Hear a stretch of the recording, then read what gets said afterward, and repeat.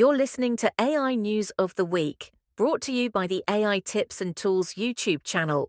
Subscribe for weekly insights, trends, and updates from the world of artificial intelligence. Welcome to a brand new episode of the AI News of the Week podcast, brought to you by the AI Tips and Tools YouTube channel. Today we are diving deep into how AI is completely reshaping language and human connection. Right, and it is happening so incredibly fast. Oh, absolutely. I mean, we are unpacking everything today from Google's massive new Gemini update and the jobs that are on the chopping block to, a pretty bizarre new app that literally translates your voice into cat meows. Yeah, that cat one is wild. But starting with the serious stuff, the sheer scale of the translation shift right now is just staggering. Like, as of December 2025, Google has integrated its Gemini model directly into Google Translate. Right. And this brings actual real-time speech-to-speech translation to over 70 languages. See, that speech-to-speech part is the real game changer here, isn't it? Because we used to have that super clunky delay where it would, convert your speech to text first, right? Exactly. The old bottleneck of translating the text and then turning it back into audio was awful. But Gemini bypasses that text layer entirely now, so latency drops to near zero. Which is exactly what certain industries are just desperate for right now. I mean, look at Japan's Agency for Cultural Affairs.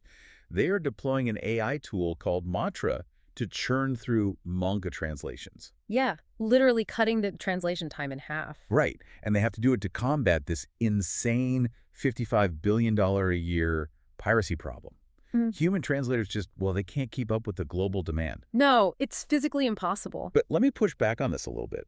I like to compare AI translation to a GPS navigation system. Like, sure, it gets you from point A to point B really fast, but it totally misses the scenic route of cultural nuance. That is a really good way to put it. Right, because studies show these AI models are still just so heavily skewed toward English training data. Like, they misinterpret culturally specific phrases about 40% of the time. Wow. Yeah. Compared to less than 5% for human translators. And it gets worse. If you ask a political query in English versus Chinese, you get entirely different answers. Well, yeah, and that's the danger. Large language models just rely on statistical proximity. They predict the next likely word based on the mathematical weights of their training data. Right, which is mostly English in Western context. Exactly. So it acts more like a brute force phrase book than a local guide. It maps words directly, but completely misses the underlying mechanics of a culture. And that leads right into the massive human costs we're seeing. ChatGPT is out here predicting that jobs like proofreaders, data entry clerks, and telemarketers just won't even exist in 10 years. Yeah, and the backlash from real people is already starting. Oh, big time. In France, translators are actively protesting HarperCollins for using a machine translation company to slash costs.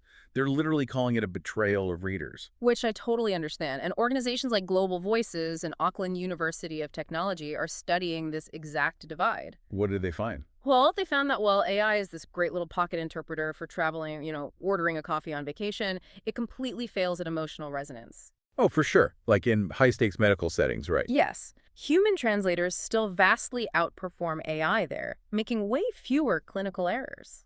Because learning a language is about building trust and empathy.